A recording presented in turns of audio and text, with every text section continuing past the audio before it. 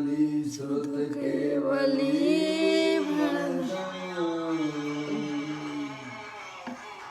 नमो करो कष्ट दर्शन ज्ञान मैं जिन वीर को कहूँ नियम सार सुकेवली श्रुत केवली पर कथित को। श्री नियम सार जी नामक परम अध्यात्म ग्रंथ स्वाध्याय हेतु में विराजमान है। आज से 2000 वर्ष पहले इस महान पवित्र ग्रंथ की रचना आचार्य श्री कुंद देव द्वारा इसी पवित्र भूमि पर की गई और इसके टीकाकार पदम प्रमलधारी देव मुनिराज है। ग्रंथ का नाम नियम सार है। नमस्कार, हमारा देश और पूरा नियम विश्व से करने योगकार अपनी आत्मा में सम्यक दर्शन, सम्यक ज्ञान, सम्यक चारित्र रूपी निर्मल पर्याय, पवित्र पर्याय, मोक्ष मार्ग रूपी पर्याय प्रकट करना। अनादि काल से हमारे आपके आत्मा में पर को अपना जानने वाली, पर को अपना मानने वाली, पर के साथ संबंध रखने वाली ऐसी मोराग देश रूपी अपवित्र रूप पर्याय, मलिन पर्याय प्रकट है, जो स्वयं दुख स्वरूप है और अनंत दुख का कारण भी है। ऐसी मोराग देश रूपी मलिन पर्याय का अपनी आत्मा में से उसका अभाव करना और सम्यक दर्शन ज्ञान चारित्र रूपी निर्मल पर्याय, पवित्र पर्याय, मोक्ष मार्ग रूपी पर्याय को प्रकट करना। ऐसे कार्य की प्राप्ति जिनवाणी माता के माध्यम से अपने आत्मा के स्वरूप को पहचानना। अपनी जो आत्म वस्तु है वह परद्रव, परभाव और पर्याय से भी भिन्न अखंड ज्ञान ज्योति स्वरूप है।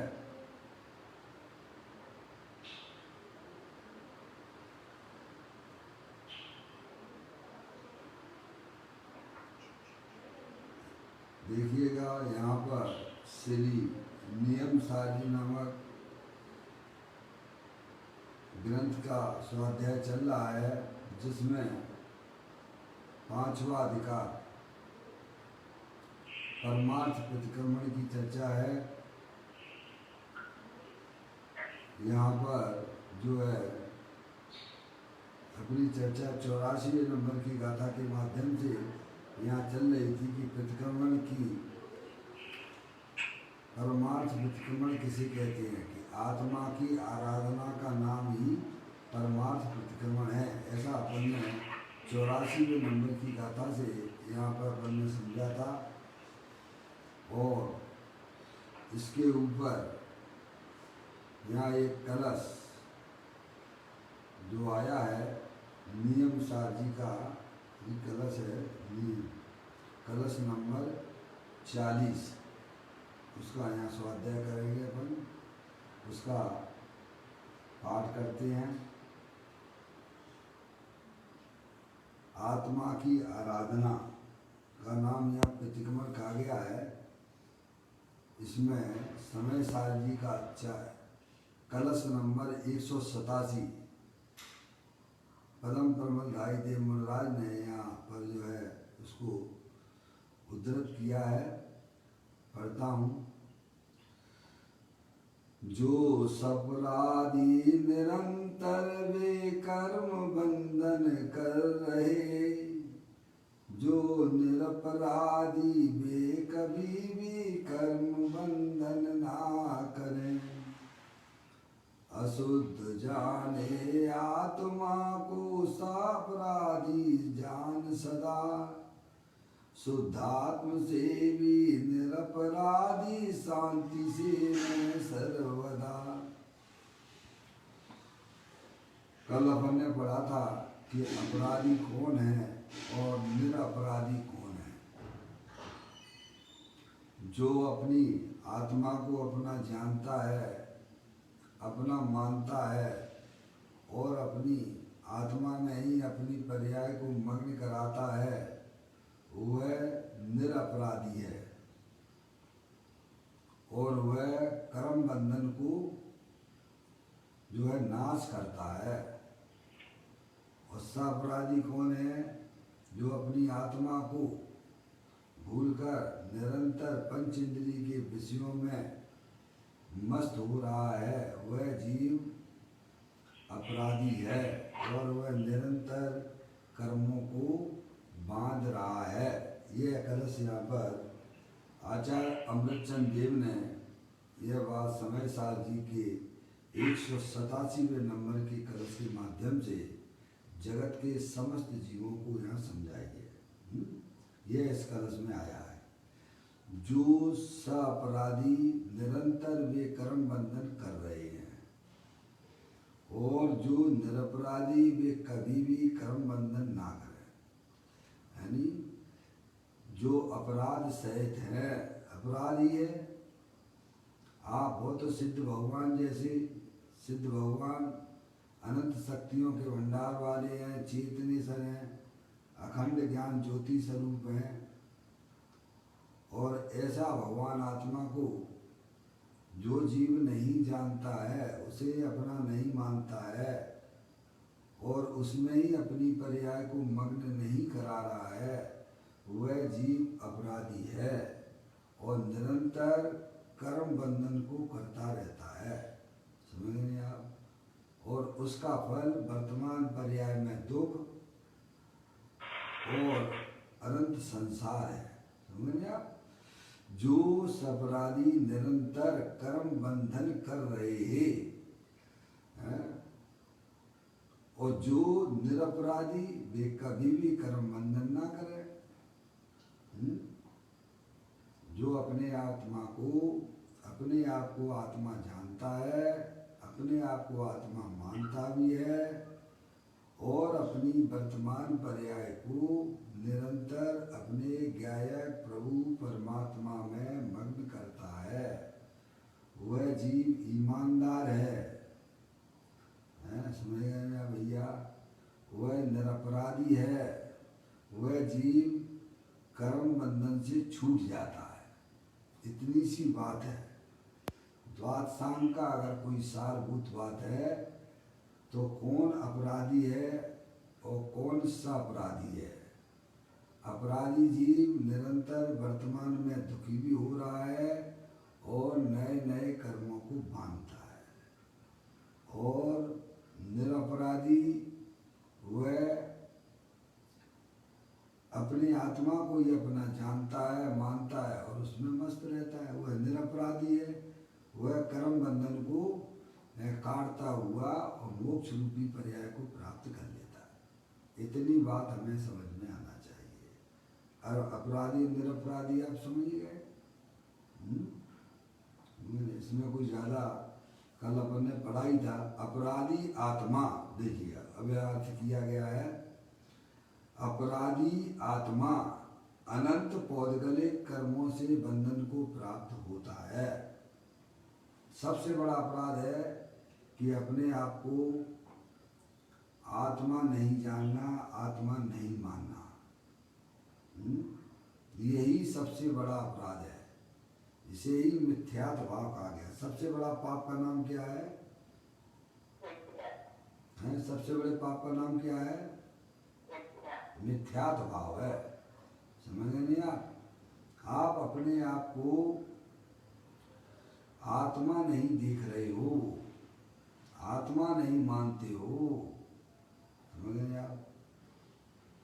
ये सबसे बड़ा अपराध है। मैं मनुष्य हूँ, मैं स्त्री हूँ, जबकि आत्मा कभी भी स्त्री पुरुष शरीर आदि रूप होता नहीं है। और उस रूप अपने आप को जो जान रहा है, मान रहा है, वह सबसे बड़ा अपराधी है। ये हमें पाप क्यों नहीं लगता है? हमें हिंसा का पाप, झूठ का पाप, चोरी का पाप, कुशील का पाप लगते हैं, परिग्रह का पाप। वे भी पाप हैं, पर वे इतने बड़े पाप नहीं हैं क्या कि जितना बड़ा पाप कि आप अपने आप को शरीर रूप से देखते हैं, शरीर रूप से मानते हो आप। मम्मी, पाप दो प्रकार के होते हैं। मोहिनी है ना, मोहिनी कर्म है ना, उसके दो भेद किए। मौसी मोहिनी के दो भेद, दर्शन मोहिनी और चारित्र मोहिनी, बराबर है। ये आगम में सब लिखा पड़ी है। आप दर्शन मोहिनी क्या है? मिथ्यात क्या है कि आप अपने आप को शरीर रूप से जान रहे हो, शरीर रूप से मान रहे हो, समझ गए आप? और उसका फल निरंतर आत्मा की पर्याय में टेंशन, आकुल व्याकुल हो रहा है आत्मा, समझ गए? एक क्षण भर के लिए, एक सेकंड के लिए भी उसे जो है अपनी आत्मा की पर्याय में शांति नहीं है। निरंतर पर का लक्ष्य कर करके पर को अपना मान के यह आत्मा निरंतर दुखी हो रहा है। इतनी सुंदर पर्याय से मिली, जिनेंद्र परमात्मा का समागम भी मिला, तो भी अपने आप को आत्मा नहीं जानता है, आत्मा नहीं मान रहा है। बताइएगा, यह तो हमारे आपकी वर्तमान की स्थिति है। रोज ही ना सुनते हैं, समझते हैं, तो भी ये आत्मा अपने आप को आत्मा नहीं जान पा रहा है, मान पा रहा है। और जो सुनते नहीं है, जिन्हें मिलता नहीं है, उनकी स्थितियां क्या है जो हमारे आप से कोई छुपी हुई नहीं है। आप स्वयं भी अपनी आत्मा से अनुभव में देख लीजिए, स्वयं अपनी आत्मा का ज्ञान करके देखिए, स्वयं प्रमाणित करिए। इतने साल हो गए, इतने वर्ष हो चुके हैं, दिव्य ध्वनि की वाणी भी सुनने पर भी भाई साहब आप कितना अपने आप को आत्मा जान रहे हो, मान रहे हो? बोलो, दूसरों की हम क्या बात कहें पापा? अपन सुनते हैं, समझते हैं, फिर भी अपने आप को शरीर रूप से ही जानते हैं और मानते हैं। बताइए आप, हैं? शरीर के रोग को अपना रोग लगता है। ज्ञानी कहते हैं कि आत्मा में होने वाले मिथ्या दर्शन, ज्ञान, चारित्र, विपरीत परिणतियां, वही तेरा वास्तविक रोग है। मैं लगता है क्या है? जब हम जैसे लोगों की ऐसी हालत हो रही है, तो भाई साहब जिन्हें ये दिव्य ध्वनि सुनने को नहीं मिल रही है, उनकी क्या हालत होती होगी? कैसे हमने आपने ऐसी पर्याय व्यर्थ कर दी है? बोला है, सही है। यहाँ किसी से पूछने की जरूरत नहीं है। अनंत परमात्मा हमें यह समझाते हैं, यह बताते हैं कि अपराधी कौन है और निरपराधी कौन है। वर्तमान में प्रत्येक आत्मा सिद्धि की सामर्थ्य वाला है, अनंत शक्तियों के भंडार वाला है भाई साहब। जो अपने को आत्मा नहीं जानता है, आत्मा नहीं मानता है, वह सबसे बड़ा अपराधी है।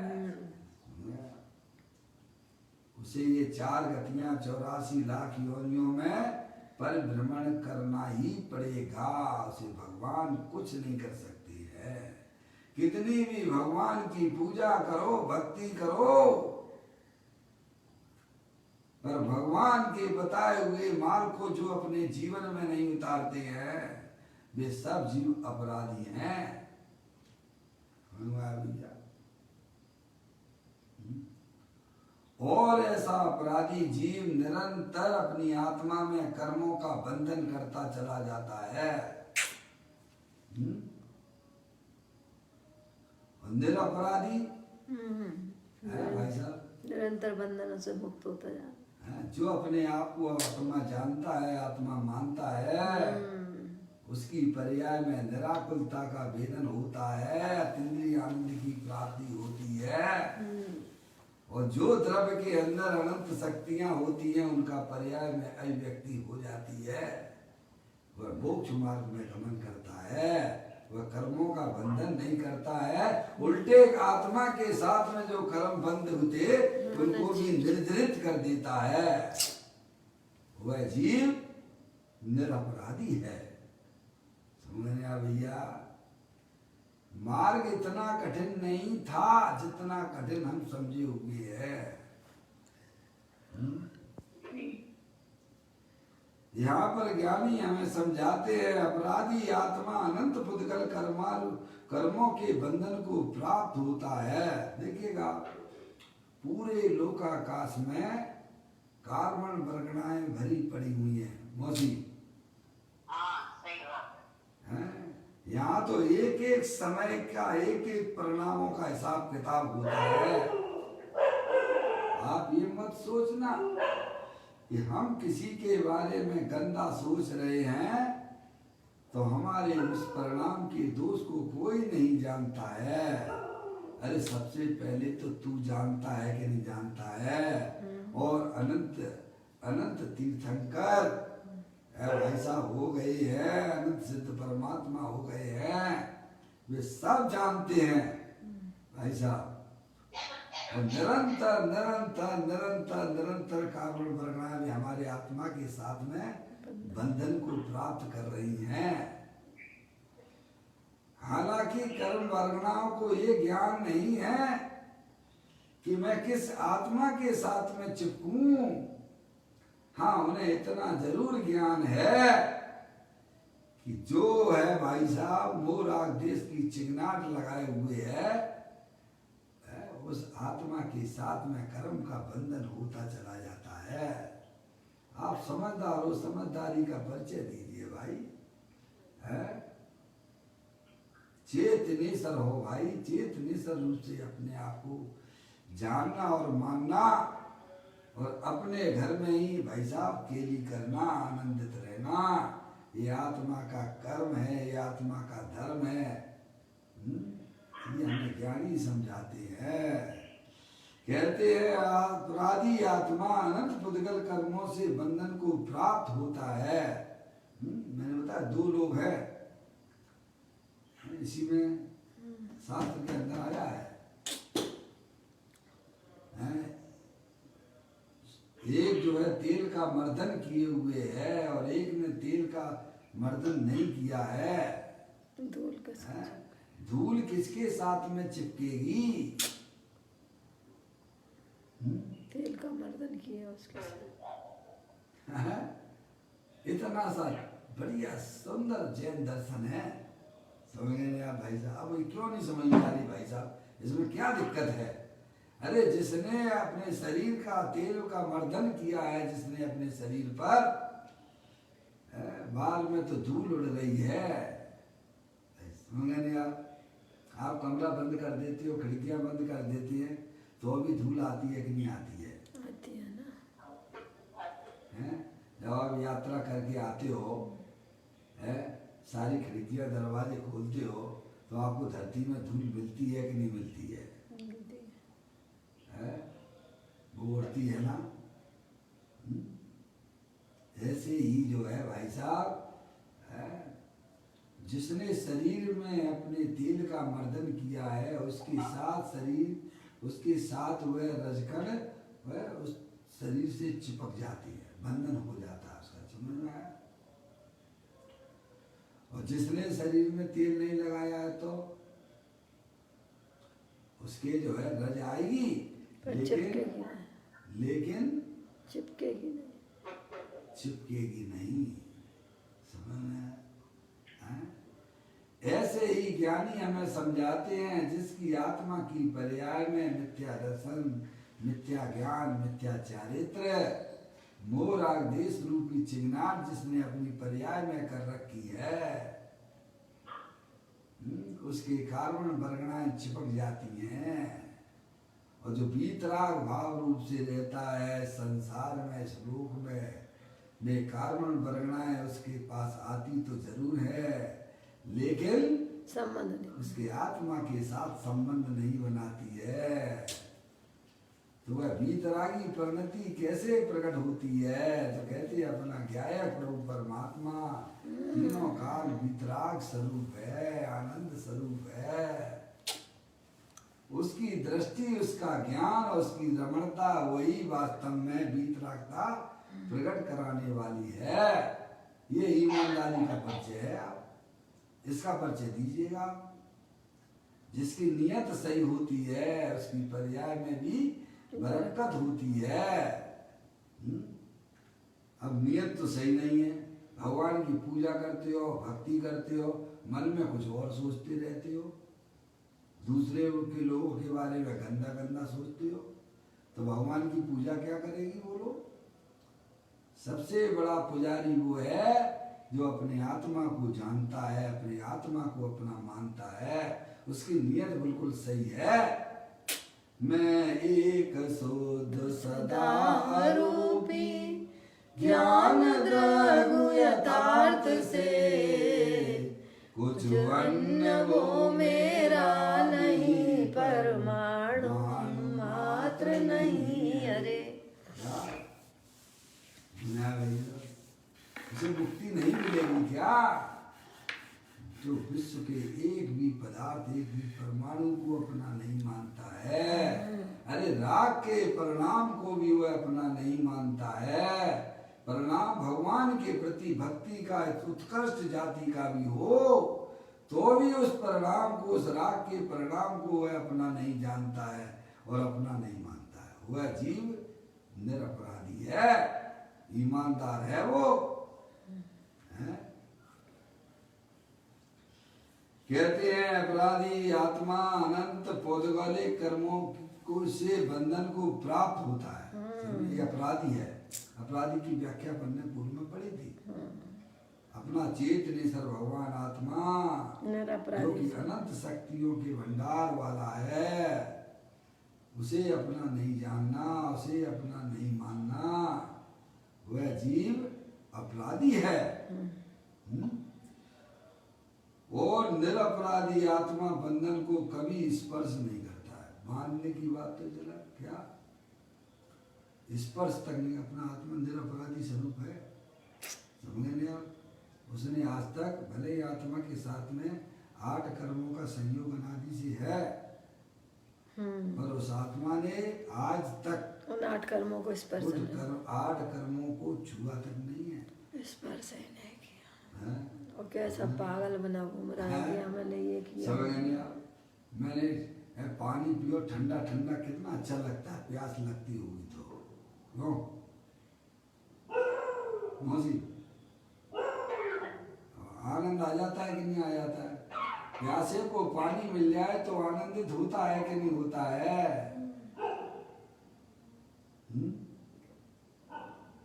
पर उसे पता नहीं है कि तू उसको ग्रहण भी नहीं कर सकता, स्पर्श नहीं कर सकता पानी को, और आनंद मानने लगता है। बताइए, पागलपन नहीं है तो क्या है?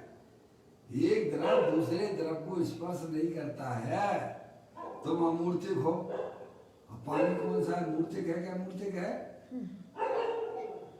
फिर आनंद मान लिया, आज भोजन कर लिया भाई साहब, बढ़िया बढ़िया, आपकी इच्छा के अनुरूप भोजन मिल गया तो आप क्या मानने लग जाते हो भाई साहब?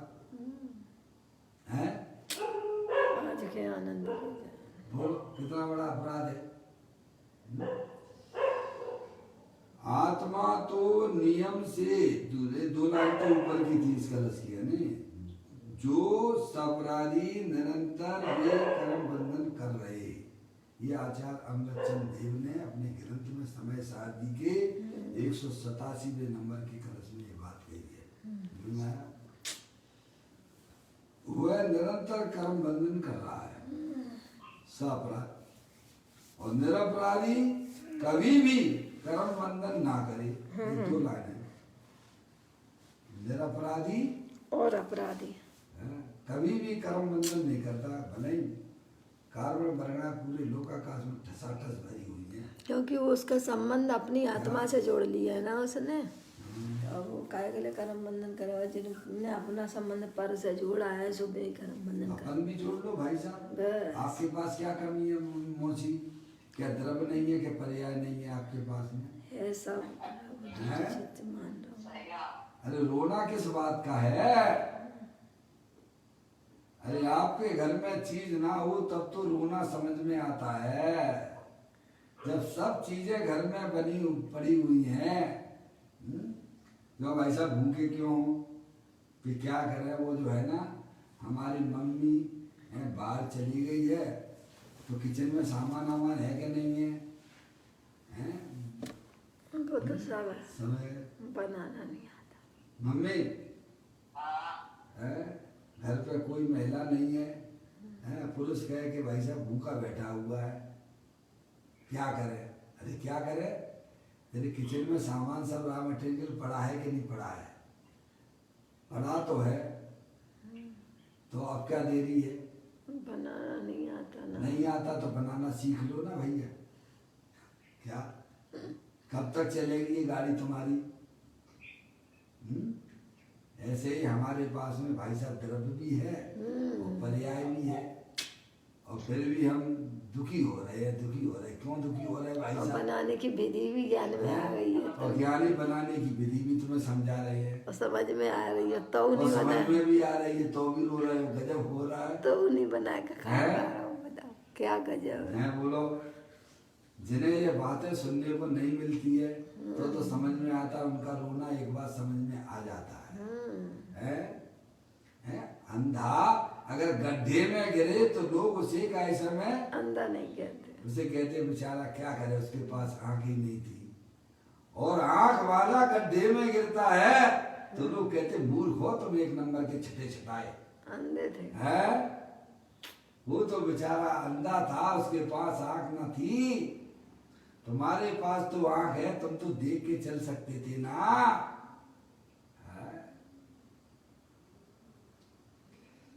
यहाँ यह बताते हैं कि आत्मा तो नियम से स्वयं को अशुद्ध जानता। दो लाइनें ऊपर की 2 लाइनें इसी कलश की। अशुद्ध जाने आत्म को सापराधी जन सदा, और शुद्धात्म से भी निरपराधी शांति सेवे सर्वदा। है? आचार्य कुंकुन देव ने भी यही तो लिखा है 186 नंबर 186वें नंबर की गाथा समय सारणी में, जो शुद्ध जाने आत्मा को है सतत। यही तो लिखा है, जो शुद्ध जाने आत्म को है शुद्धता को प्राप्त हो, अनशुद्ध जाने आत्म को अनशुद्ध आत्मा ही प्राप्त हो। 2 लाइन लिखी आचार्य कुंकुन देव ने। जगत के समस्त जीवों को यह बताया कि जो अपने आप को आत्मा शुद्ध आत्मा जानता है, हमारे आत्मा के साथ में कितने भी कर्मों का बंधन हो, तब भी हमारी आत्मा ने उन कर्मों को छुआ तक नहीं है, शुद्ध है। कैसे भी हमारी आत्मा की पर्याय में रागादिक परिणतियां होती हों, तब भी वर्तमान में मेरा भगवान आत्मा तीनों काल शुद्ध है। ऐसा जो अपने आप को जानता है और मानता है, उसकी पर्याय में वीतराग पर्याय प्रकट होती है, शुद्धता पर्याय, पवित्र पर्याय प्रकट होती, पवित्र पर्याय है। देखो मोसी रहना तो पड़ेगा आपको, हमको सबको रहना पड़ेगा। किसके साथ में रहना पड़ेगा? पर्याय के साथ में रहना पड़ेगा। पापा है? पर्याय के बिना द्रव्य होता नहीं, द्रव्य बिना पर्याय के होता नहीं है। इतना आपने निर्णय किया है कि नहीं किया है? अगर कर लिया है तो आप कौन सी पर्याय के साथ में रहना पसंद करोगे आप? नॉर्मल पर्याय के साथ। पर्याय 3 प्रकार की होती हैं। एक संकलेश रूप पर्याय होती है, एक विशुद्ध रूप पर्याय होती है, और एक वीतराग रूप पर्याय होती है। बोलो किसके साथ में रहना है आपको? वीतराग पर्याय। एक पाप रूप पर्याय होती है, एक पुण्य रूप पर्याय होती है, और एक वीतराग रूप पर्याय रहती है। बोलो आपको किस पर्याय के साथ में रहना तो पड़ेगा, क्योंकि पर्याय के बिना द्रव्य नहीं होता है, द्रव्य पर्याय के बिना नहीं होता है। तो किस पर्याय के साथ में आप रहना पसंद करोगे? हैं? अनादि काल से हमारा आत्मा अशुद्ध पर्याय के साथ में है, शुभ अशुभ रूपी पर्याय के साथ में है। उसका फल तो संसार है। परिणति सब जीव की, परिणति सब जीव की 3 बात वर्णी। एक पुण्य एक पाप एक राग भरणी।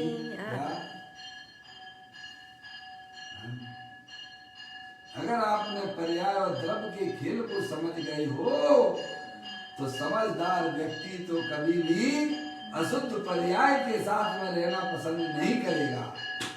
चाहे वह पर्याय कितनी भी भगवान की भक्ति में तल्लीन होती हो, उस पर्याय के साथ में भी रहना पसंद नहीं करेगा। है भाई साहब? तो पाप रूपी पर्याय के साथ में तो कैसे रहेगा? जिन्हें पाप की रुचि है उन्हें समझ लेना चाहिए कि वे अपने आत्मा को निरंतर निगोद ले जाने की तैयारी में है? तो कहते हैं अशुद्ध जाने आत्म को सो अपराधी जन सदा। है जो अपनी आत्मा को अशुद्ध जानती है, क्या कि वर्तमान में आत्मा शुद्ध थोड़ा है? जब अनंत भगवान हो जाओगे ना तब शुद्ध होगा। नहीं, वर्तमान में ही शुद्ध है, तभी उसके आश्रय से तब शुद्धता प्रकट है। वर्तमान में तो अपना आत्मा अशुद्ध है ना मम्मी? नहीं, शुद्ध है, तभी तो शुद्धता प्रकट हुई। समझ गया? ऐसा अपने आप को जानो भाई, मैं तो तीनों काल शुद्ध परमात्मा हूँ। पर द्रव्य पर भाव और पर्याय से भी भिन्न अखंड ज्ञान ज्योति स्वरूप हूँ।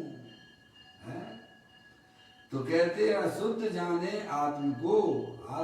आत्मा तीनों काल शुद्ध है, ऐसी आपकी प्रतीति में आना चाहिए, केवल मात्र शब्दों में ना रहे। प्रतीति में आने की बात कुछ अलग है, समझ नहीं आप? तो क्या अशुद्ध जाने आत्मा को सब अपराधी जाने। अरे जगत में कोई भी द्रव्य अशुद्ध नहीं है, पहली बात तो ये मान लो। आत्मा अशुद्ध कैसे हो जाएगा? प्रकृति में ऐसा बंटवारा नहीं होता है कि कुछ जो शुद्ध हो और कुछ अशुद्ध हो। मौजी जगत में इस लोक की व्यवस्था में कितने द्रव्य हैं? जाति अपेक्षा 6 द्रव्य है, बराबर। जीव द्रव्य, पुद्गल द्रव्य, धर्म द्रव्य, अधर्म द्रव्य, आकाश द्रव्य और काल द्रव्य। डॉक्टर साहब लाइन पर हो तो?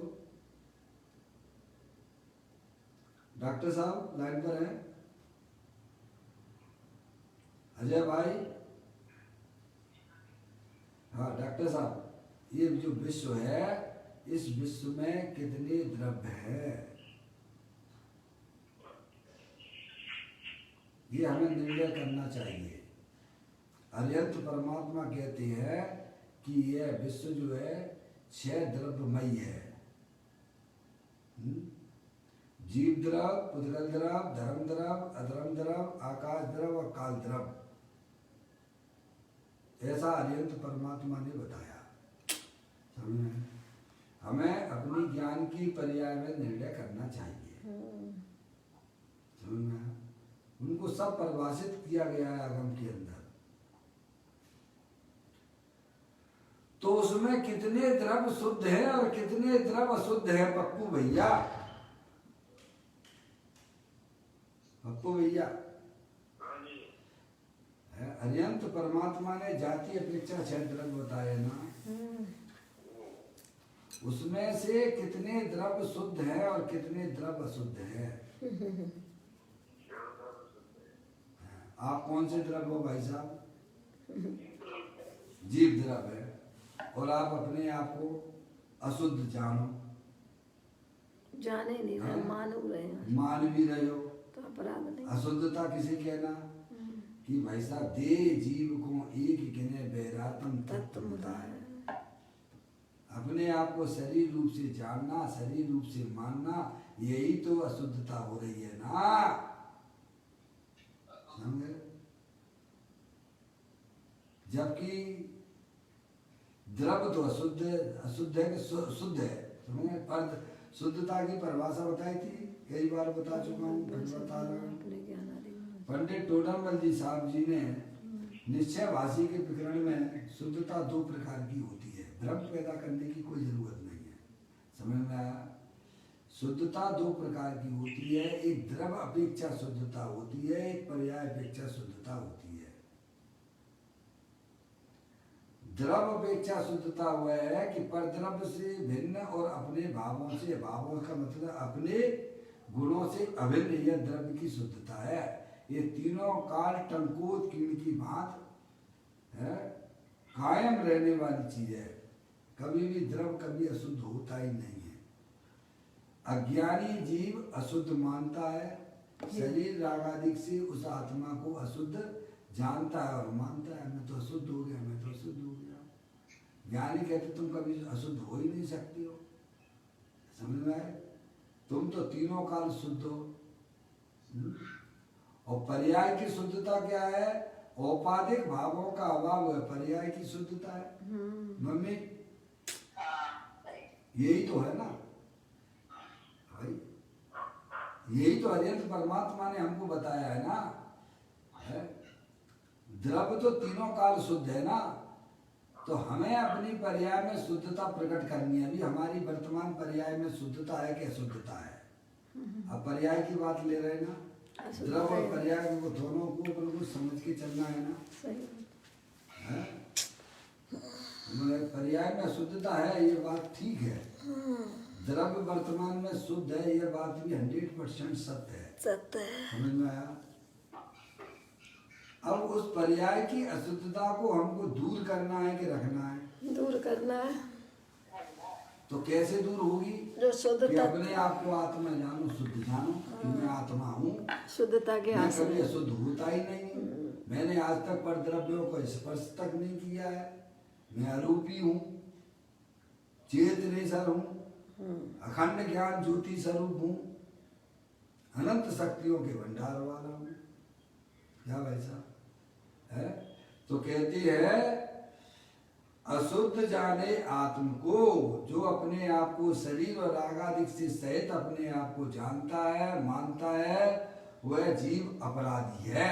कौन है अपराधी?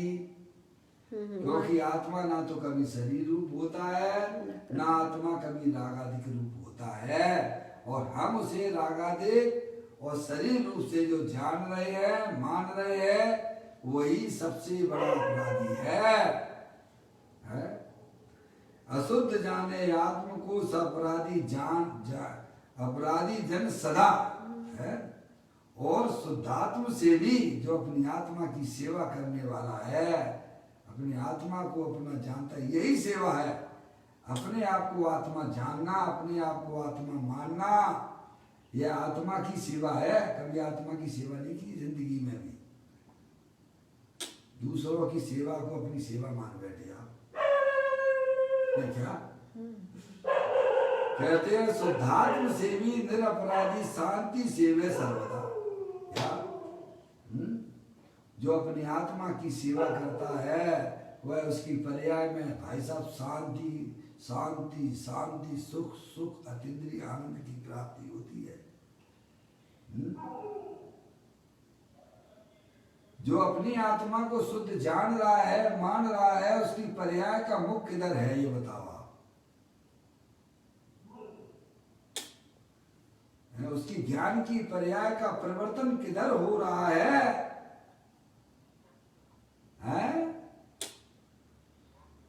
स्व की तरफ है भाई। सिंपल सी बात है, इसमें कहाँ इतना धर्म उनको कठिन लगता है। अब ये बात है, आप सुनोगे नहीं भाई साहब, जब सुनोगे नहीं तो आपकी चिंतन में कैसे आएगी भाई? बात है, सुनने पे भी चिंतन में एकदम बस भैया, जिस पर्याय में जाते हो, जैन कुल में आ गए तो अरिहंत परमात्मा हमारे भगवान है, उनकी भक्ति करो, उनकी पूजा करो। कल मुसलमान की जब पैदा हो जाओगे हो गई, वो तो अल्लाह अल्लाह क्या भाई साहब, वहाँ अल्लाह अल्लाह याद करने लग जाना। समझ में आया? सब कमा रहा है। समझ आया? परीक्षा कीजिए, बिना पर्याय में निर्णय किए बिना एक कदम भी हमारा आगे ना बढ़े। कहते शुद्धात्म सेवी निरपराधी शांति सेवे सर्वदा। सब कुछ मेरे आत्मा के अंदर है, मुझे बाहर जाने की बिल्कुल भी कोई जरूरत नहीं है।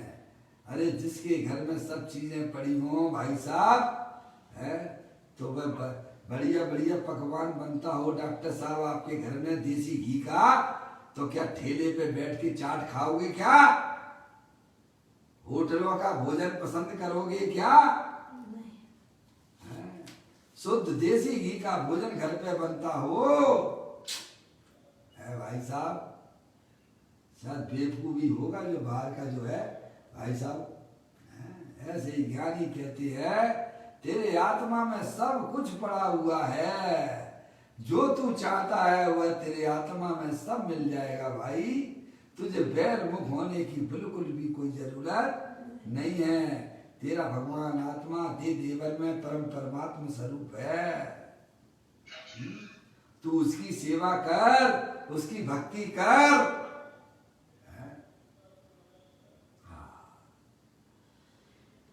कहते हैं आत्मा तो नियम से स्वयं को अशुद्ध जानता हुआ, अशुद्ध मानता हुआ और अशुद्ध भाव रूप परिणत होता हुआ सदा अपराधी ही है। ये है अपराधी और अपराधी और निरपराधी की परिभाषा। क्योंकि वर्तमान में प्रत्येक आत्मा शुद्ध है, वह कभी अशुद्ध हुआ नहीं है और हो सकता नहीं है। हुआ नहीं है, क्या समझ में आया भैया? तो कहते नियम से, आत्मा तो नियम से स्वयं को अशुद्ध जानता है, अज्ञानी जीव। क्या वैसे उसने भी नियम लगा दिया है, तो अपराधी क्यों हो गया? क्योंकि आत्मा था शुद्ध और मान रहे हो तुम अशुद्ध, तो अपराधी हो। जिन्हें देव के दर्शन के भाषा उससे बाहर हो गया, जिन आज्ञा के बाहर हो गया। क्योंकि अरिहंत परमात्मा कहते हैं, अरे निगोदिया का भी आत्मा वह वर्तमान में शुद्ध ही है, वह कभी शरीर रूप नहीं हो रहा है, कभी रागादिक रूप नहीं होता है, वह भी आत्मा शुद्ध ही है। जो निगोद में सोई मुझ में सोई मोक्ष मजाल, अंतर भेद कछु नाही है, भेद गिनई संसार। तो कहते नियम से, आत्मा तो नियम से स्वयं को अशुद्ध जानता है, अशुद्ध मानता हुआ और अशुद्ध भाव रूप परिणत होता हुआ सदा अपराधी ही है। परंतु अब देखना, पर किंतु निरपराधी आत्मा, निरपराधी आत्मा तो सदा शुद्धात्मा का सेवन करने वाला ही होता है। समझ गए नहीं आप? निरपराधी आत्मा, ईमानदार आत्मा, नहीं समझ गए भैया?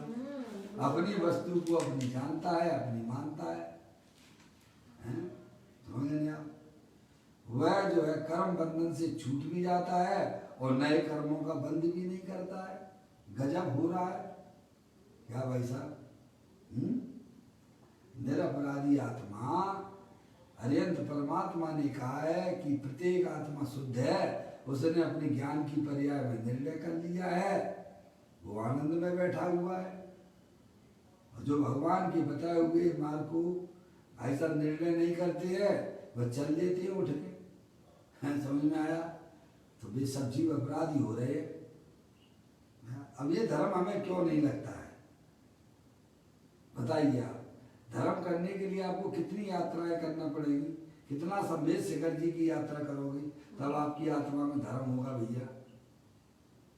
है क्यों भाई मौसी? और कौन से क्षेत्र की यात्रा कम रह गई आपकी मौसी? कौन सी क्षेत्र की यात्रा और करने अपन को जो रह गई है? अपने आत्मा की यात्रा कर लो बस।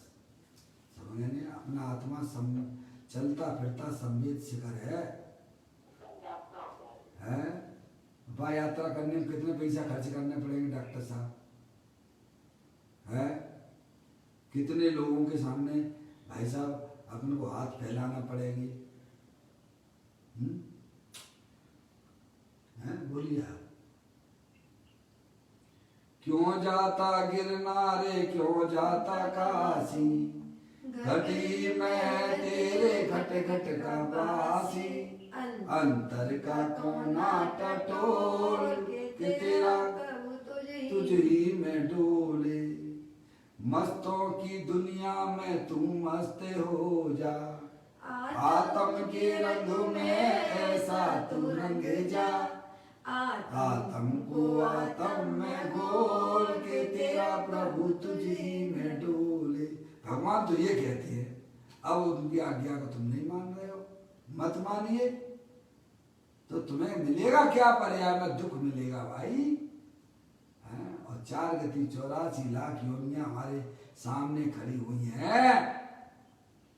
वस्तु स्वरूप का निर्णय करो। मैं तो चेतनी सर भगवान आत्मा हूँ, शरीर से अत्यंत भिन्न हूँ।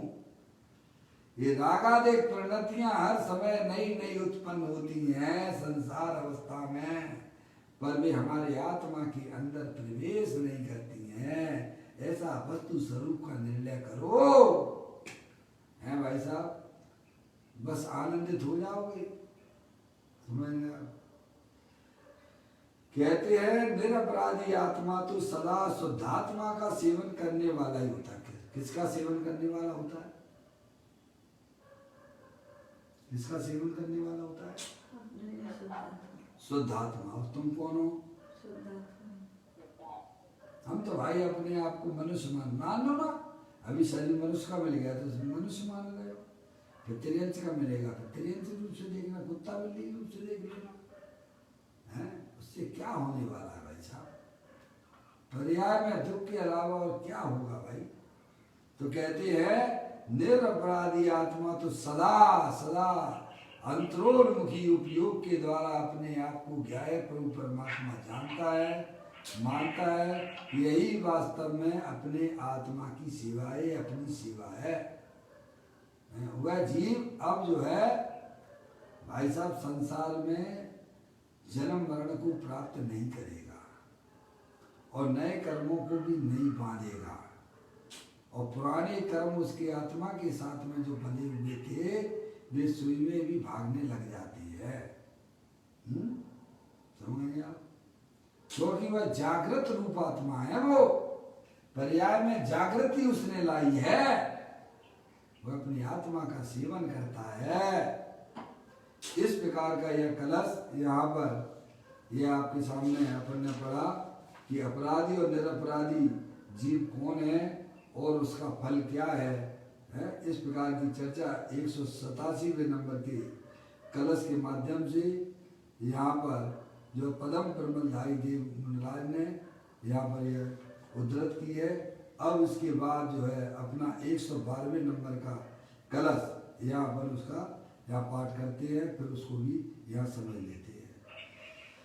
परमात्मा के ध्यान की संभावना से रहित जो संसार पीड़ित अगजन में अपराधी जीव है, अखंड अद्वैत चेतन भाव से संयुक्त जो निपुण है संन्यास में भी निरपराधी जीव है। हैं?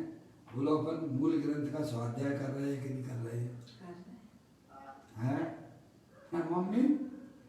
है लोग बड़ा पता नहीं क्या कमेंट्स करते हैं भाई साहब ये सोनगढ़ी हैं।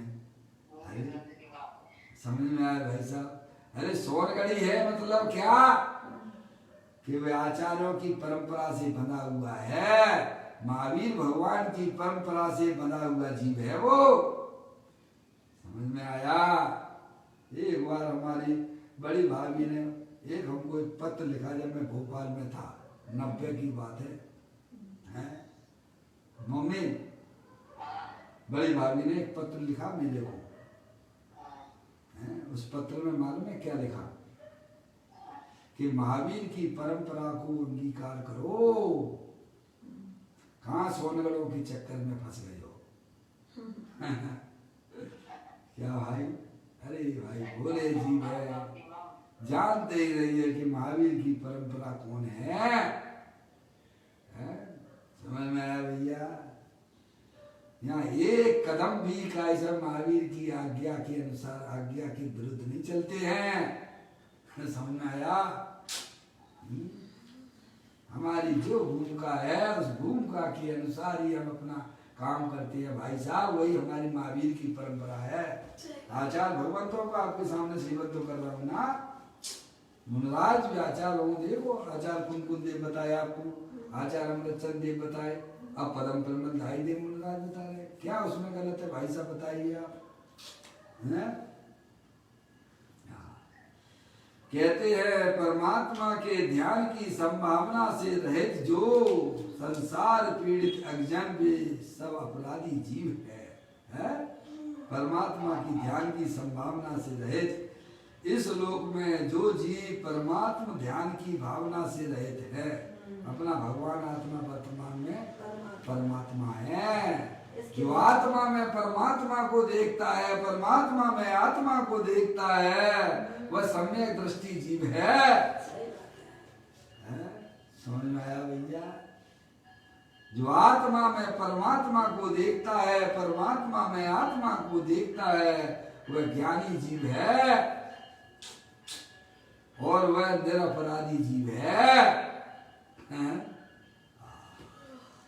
इस लोक में जो जीव परमात्मा ध्यान की भावना से रहित है, जिनकी पर्याय निरंतर अपने आत्मा से दूर जा रही है, अपना आत्मा परमात्मा स्वरूप है, वह सब जीव अपराधी है। मौसी आप कितनी बार संवेद शिखर जी गई हो? अब आप कहते होगे कि मौसी के ऊपर ही क्यों बोलते हो आप यात्रा के लिए? क्योंकि हमारी मौसी जो है ना बहुत यात्रा करती है। क्या भैया अपन तो भाई साहब 2-3 बार संवेद शिखर जी गए, इससे ज्यादा तो गए नहीं होंगे। मैं अपनी बता रहा हूँ। ज्यादा गए? कितने गए? 4 बार गए होंगे, 5 बार गए होंगे, 8-10 बार तो मुझे नहीं लगता। चलो ठीक है, मान लेते हैं भाई, मौसी ने हमसे ज्यादा की होंगी। मौसी पार्श्वनाथ भगवान कहाँ पर हैं? वो चाह रहा हो पार्श्वनाथ की टोप पे भगवान वहां बैठे हैं। मिले आपको? हमें तो नहीं मिले। भले जितनी बार भी गए बार गए, चलो मान लेते हैं, हमें तो पार्श्वनाथ भगवान ना मिले। आपको मिलेगा हो तो बताओ। और एक बात बताओ, इतनी मेहनत करते हो आप लोग, वहाँ पार्श्वनाथ भगवान के पास कितनी देर बैठते हो? आधा घंटे बैठे तो भागो। मम्मी इतना कष्ट कर चढ़ते, इतना कष्ट करते हो भगवान के पास, पार्श्वनाथ भगवान की टॉप पर जाने के लिए, तुम ईमानदारी से ये बताओ कि उन भगवान के पास में कितनी देर बैठते हो? बैठते हुए तो कहाँ अपने स्वरूप उनकी बातों को ध्यान में। अरे पहले तो व्यवहारिक दृष्टि से बताओ, परमार्थ की बात तो है, बताइए। चलो चलो चलो हाँ। चलो चलो आकुलता बनी अरे देखो इस टोक पे उस टोक पे उस टोक पे इस टोक पे, क्या पागल हो गए हो क्या? जे विवेक के नीचे के जीव मर रहे हैं कि मैं तो छोड़ दो, रात में ही चल देते हैं, रात में 2 बजे चल देते हैं। सब अज्ञानता कितने जीवों की हिंसा करते हुए, मुझे तो फिल्म का गाने का याद आ जाता है? वो है गाना तो नहीं मालूम मुझे, है बिल्ली हज को चली, 100 चूहे 100 से चूहे 100 चूहे खा के बिल्ली हज को चली। सुनो मैं, कितने जीवों की अंधकार में हिंसा करते हुए भगवान के दर्शन करने जाते हो भाई? धर्म करने गए हैं? धर्म कर रहे हैं कि कर और हम समझ रहे हैं कि हम जो है पैसा बहुत बड़ा धर्म कर रहे हैं। भाई हम 4 अरे वंदना करें। दुनिया समझती होगी, पर अरे परमात्मा कहते तू पापी है। सही बात है। जीवों की बरादरा करते हुए तू मेरे पास आया, तू बरादक है। एक बार गुरुदेव श्री के प्रवचन में एक व्यक्ति आ रहा था, गुरुदेव श्री सामने से देख रहे थे और घास पे चल के आ रहा था।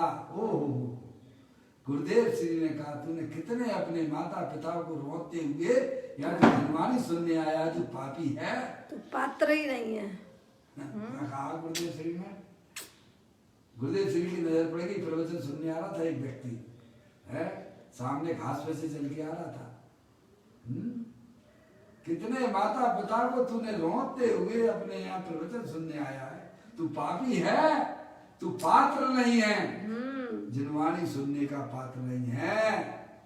सोचिएगा, हम इतना धर्म सुनते हैं फिर भी घास पे चलते रहते हैं। अरे अब तो ऐसा हो गया कि भाई साहब घास के ऊपर प्रवचन भी करने लग गए बैठ के।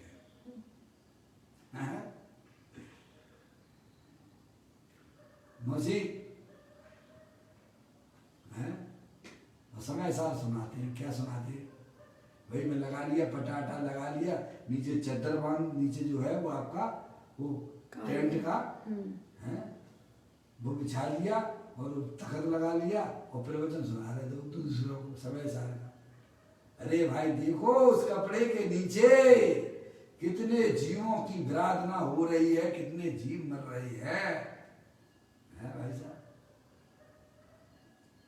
मुनराज अगर बैठते हैं तो पहले भाई साहब क्या करते हैं, मार्जिन करते तब बैठते हैं। हम बैठते हैं तो कैसे बैठते हैं बोलो?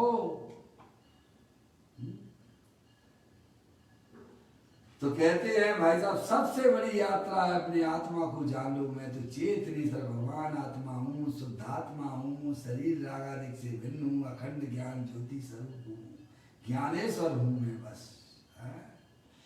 कहते हैं लोक में जो जीव परमात्मा ध्यान की भावना से रहते हैं, अपने आत्मा परमात्मा नहीं अपने आत्मा परमात्मा की भावना यानी आत्मा स्वयं ही परमात्मा है, ऐसी भावना से रहते हैं।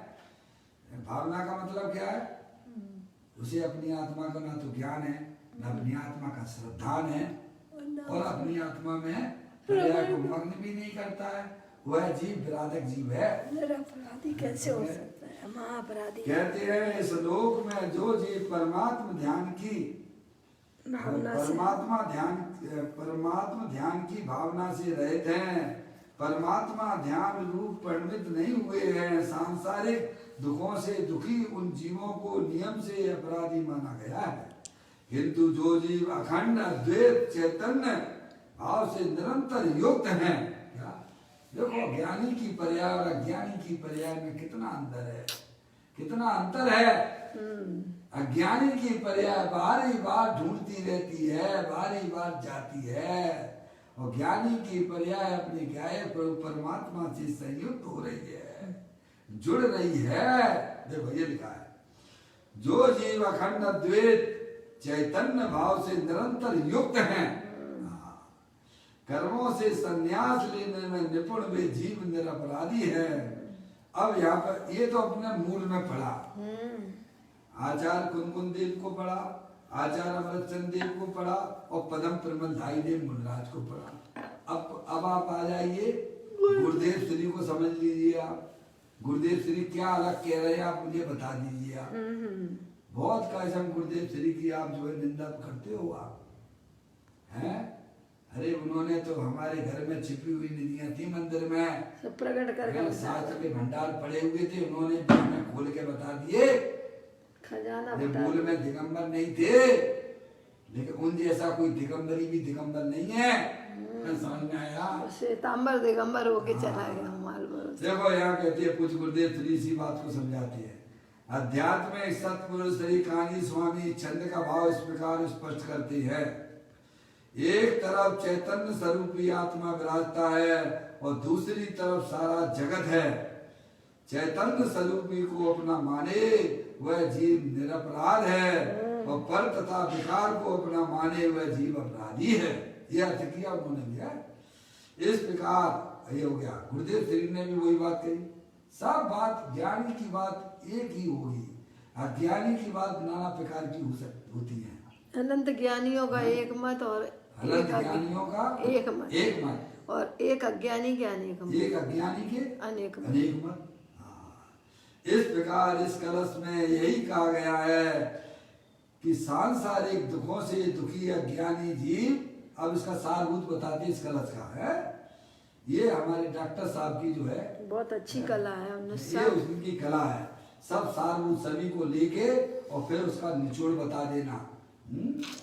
तो कहते हैं इस कलश में यही कहा गया है, सांसारिक दुखों से दुखी अज्ञानी जीव अपने शुद्ध त्रिकाली ध्रुव भगवान आत्मा के ज्ञान, श्रद्धान और ध्यान की भावना से रहित होने से, आत्मा की आराधना से रहित होने से अपराधी है। जो अपने गायक प्रभु परमात्मा को अपना नहीं जानता है, अपना नहीं मानता है और अपनी पर्याय को अपने गायक प्रभु परमात्मा में रमण नहीं कराता है, वह जीव अपराधी है। और ज्ञानादि अनंत गुणों का अखंड पिंड निज भगवान आत्मा की आराधना करने वाले, उसे जानने वाले, उसका श्रद्धान करने वाले और उसके ध्यान में मग्न रहने वाले जीव सभी निरपराधी है। वह आत्मा इस संसार चक्र से छूट जाता है, जो अपने उपयोग को, अपनी पर्याय को अपने गायक प्रभु परमात्मा में लगाता है। उसके साथ में जो कर्मों का बंधन था वह कर्म के बंधन से छूट जाता है और नए कर्मों का वह बंधन नहीं करता है, क्योंकि वह अपनी आत्मा की साधना और आराधना करने वाला जीव है।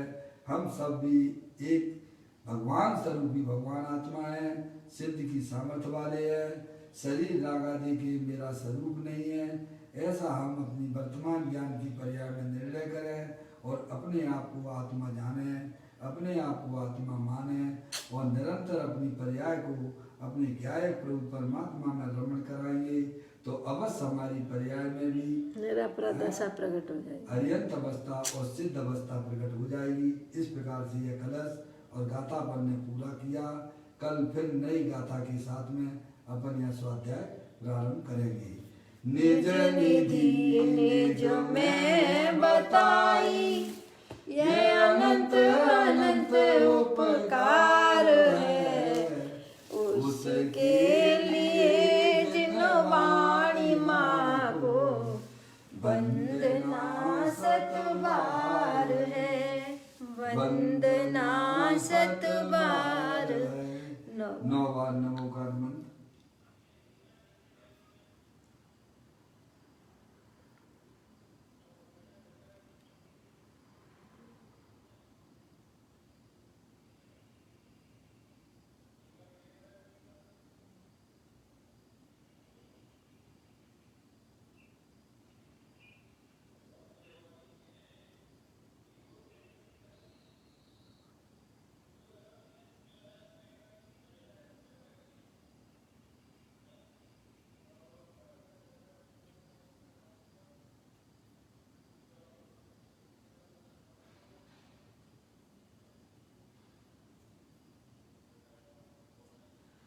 गुरु द्वादशांग जनवाणी माता की जय, महाजन धर्म की जय।